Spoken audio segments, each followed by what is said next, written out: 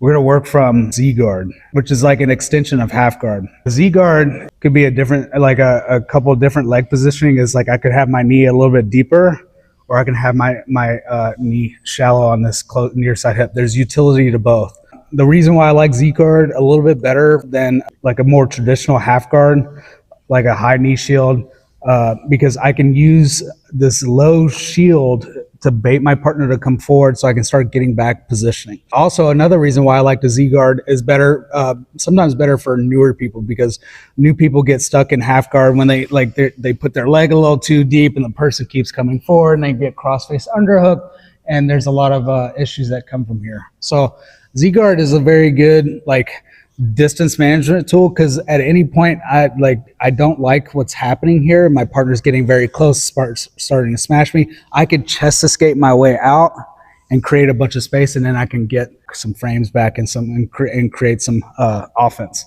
But one of the first things we're going to look to do from here is just simply looking to obtain an overhook and get back to our guard.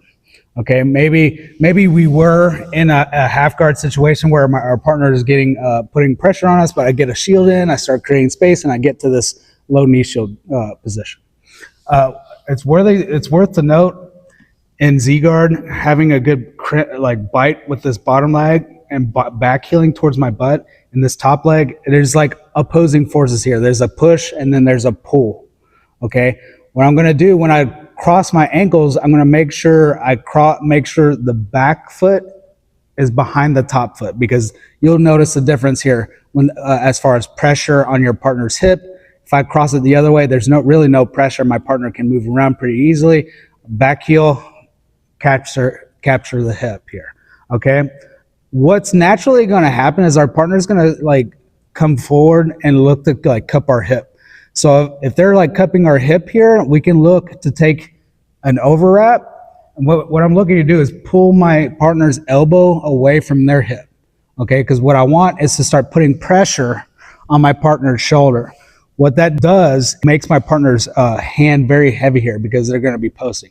Sometimes they're going to start trying to use this hand to obtain a grip, grab my wrist, grab my head or something. I can use that pull to get them to post again. Okay, so ideally when I'm playing this guard, I want to have control over this underhook and this wrist, because that's going to give me all my attacks.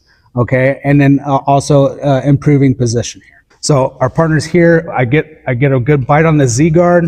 I have a low knee shield in this case, like our shallow knee shield that's on this near side hip. I'm going to look to put my thumb into the armpit and pull my partner their shoulder and elbow away from their hip here. I'm going to look to try to acquire a grip on this wrist. Anytime my partner takes the hand off the mat to try to take control over me, I'm going to pull my partner's shoulder forward, get them heavy on the mat, their hand heavy on the mat. So then I'm going to take control of the wrist. For right now, I'm just going to go into a recovered guard. I'm just going to pull my bottom. I'm going to let go of my crossed ankles. I'm going to pull my bottom knee close to my chest. I'm going to throw my leg across so I can get into a closed guard. Okay, and then we can start working into Williams guard stuff. I'm sorry. And then just right here, we're just in a better position. Okay, so again, here, crimped. This is sometimes called a paper clip too, like a stapling, clipping our partner's hip in place.